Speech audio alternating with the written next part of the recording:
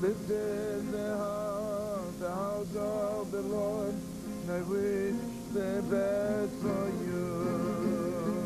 Da da da la la la la la la la la la la la la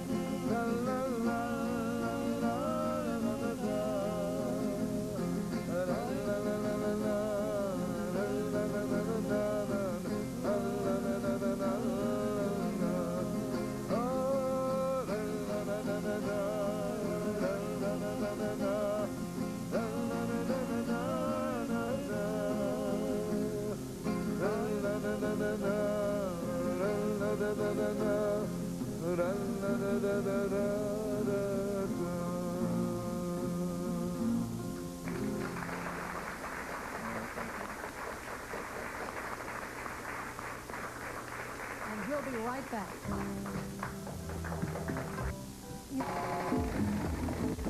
Rabbi Shlomo Carlebach, and you had a question. Yeah, I would like to ask you, how do you help adolescents in recovery? First of all, I want you to know you're the sweetest guy here in the whole audience. And I want you to give him the biggest hand in the world.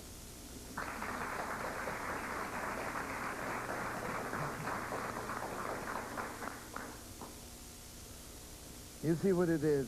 Sad enough, my uncle had an uncle who was a great rabbi. He said, redemption will come to the world when instead of sending kids to school, we send the parents to school. Maybe that's it. Yeah, you see what it is? What I want to tell you, my friend, if adolescents, young people are a little bit sad, a little bit out of shape, it's always the parents are out of shape. And what they need, assistant parents. I always call myself, I always ask people, you need an assistant brother, assistant father, assistant mother, and let me fill in. And but thank you for asking. Thank you so much. Very good. In our final minutes, you travel over the world. You've just been to Czechoslovakia, you said? Yeah. Wonderful experience? Unbelievable. Is there hope for us out there? There is hope for the whole world. You know what it is? The problem is with the world that only the bad side has newspapers.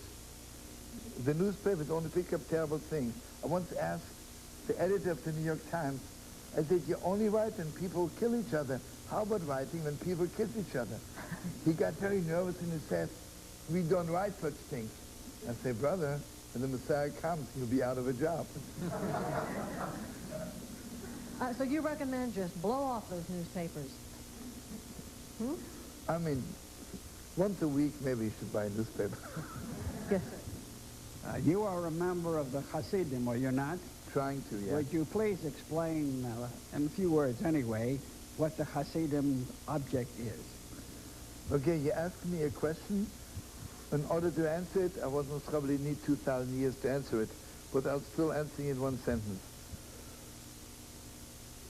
You know, Chassidim is people who are madly, madly in love with God, who are madly in love with every human being in the world. Chassidim are people who don't need a reason to be happy. Chassidim are people who are just blow their mind every second. One of the big rabbis says, if you want to know if you get closer to God, very simple. Walk on the street.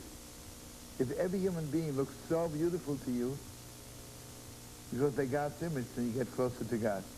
If you walk out on the street and every human being looks disgusting to you, then you're far away from God. And you know, Chassidim are, but today what we need most is people who have an open heart.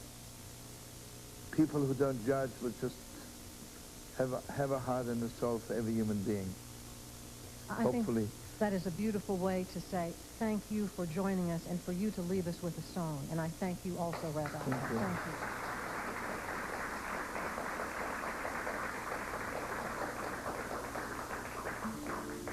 Okay, this is a little bit of a happy song, so you can keep on clapping already.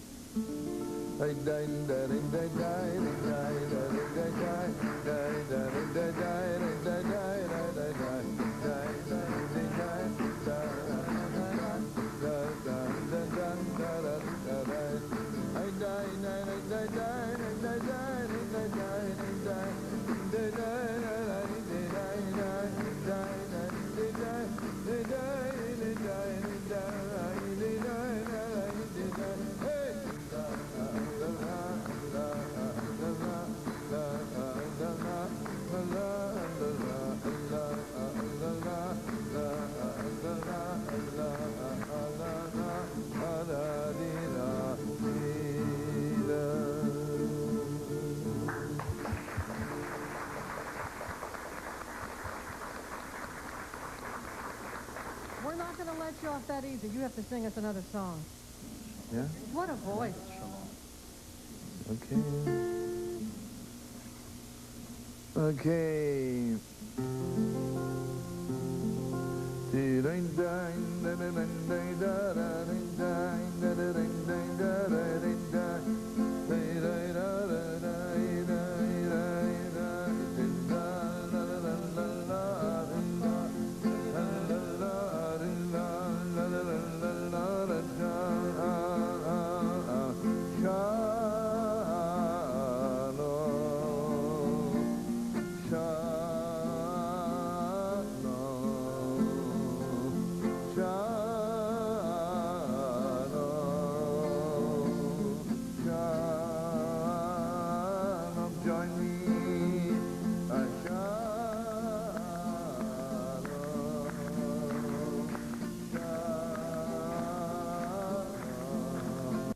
Side, and we have the privilege to be with Rabbi Shlomo Carlebach. Please welcome him with your thoughts.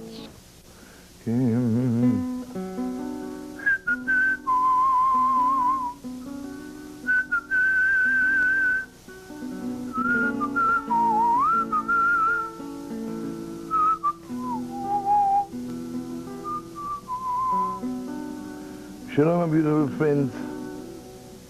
Good morning, good night, good evening. You know, for some people, every morning is still night because the life is not so good. And some people are so happy that in the middle of the night it's good morning. So I bless you with everything good. And you know, for us, Pesach is not just one other holiday. It is the first holiday. It's the holiday that we became a nation, that we became people of God. And it says, on that very day, God's soldiers walked out of Egypt. You see, we were slaves in Egypt, and now we are servants of God. You know the difference, beautiful friends, between a slave to Pharaoh and a servant to God? It's very simple. You know, the way I serve a human master by making myself so small and by completely effacing my own individuality. I'm just listening to what my master says and I have no rights, I have nothing to say, and it's not even important what I think. To be a servant of God is to be so tall. To be so tall. Because to be a servant of God is the taller I am, the more I'm serving God. And the Holy Baal Shem Tov says the way to bow down to God is by standing tall. So, you know, this Pesach is, we all are a little bit bowing down. We are little pagans. One bows down to money, one to honor, and one to his business. Everybody is bowing down somewhere else. So this Pesach let it be, really let it be for all of us. Let it be for all of us that I'm standing so tall. And you know what it is? We're living in a world, take the schools, without saying anything too bad.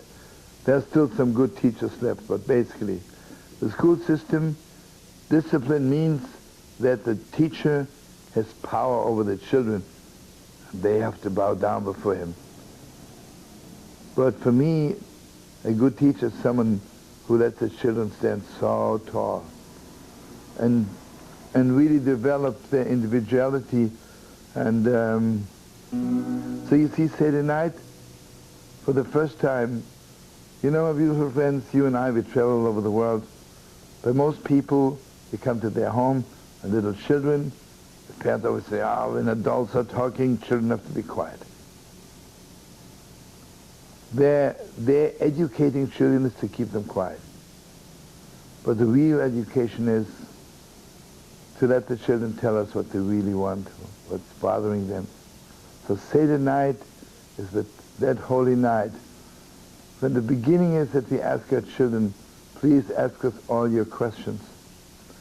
I want to share something awesome deep with you. But first, let's sing a good song.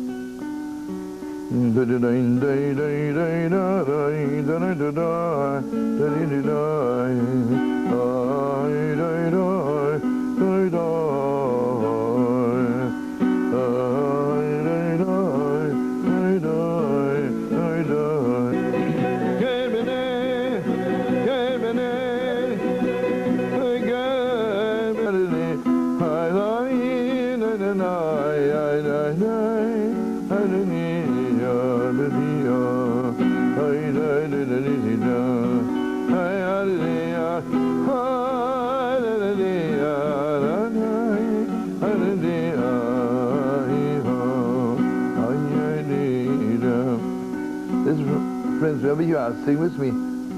It's a prayer. We say it 3 times a day. Master of the world, let your glow shine from my face.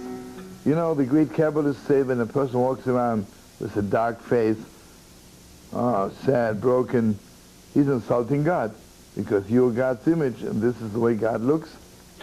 Bad scene. Oh, thank you for that. That's Torah. Yeah. That's Torah.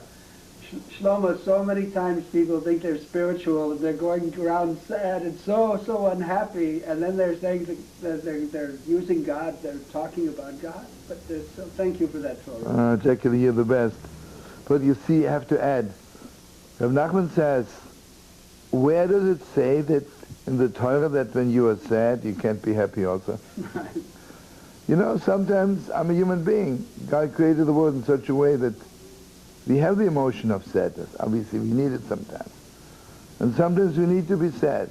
But nevertheless, who gave you the right not to be filled with joy besides that? So join me. Barucheinu Avinu kulanu ki'echad, kulanu ki'echad, ve'or panecha, la la la la la.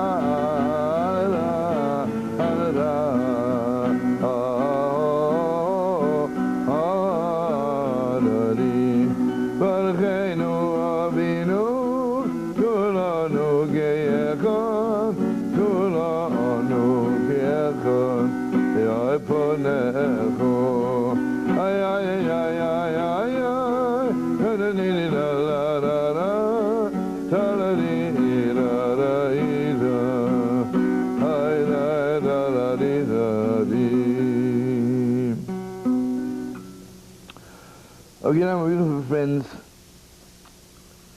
you know why we don't really take care of the poor people of the world?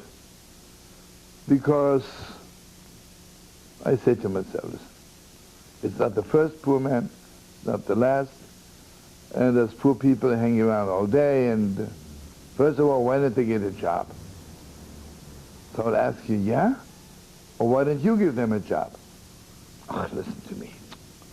I will not give drug addicts a job, you know, they look like. I have to tell you something. It's a joke, but there's some truth to it. This poor person comes to the bank, and he says, I need a loan of $1,000. Well, I say, you have an account with us? He says, no, I don't have an address. I said, crazy, this is not the Salvation Army. You're not giving out loans. Anyway, he begins to cry, make a big tumult. Finally, they bring him to the director of the bank. He says, listen, my dear friend, I can give you $10, but I cannot give you a loan of $1,000. He says, listen to me, brother. I cannot get a job the way I look. I look dirty and filthy, can't get a job. And so I need to buy myself good clothes. But I can't get a job because I need to buy myself good clothes. So it's a vicious cycle. So what am I going to do? The director says, I'll tell you what.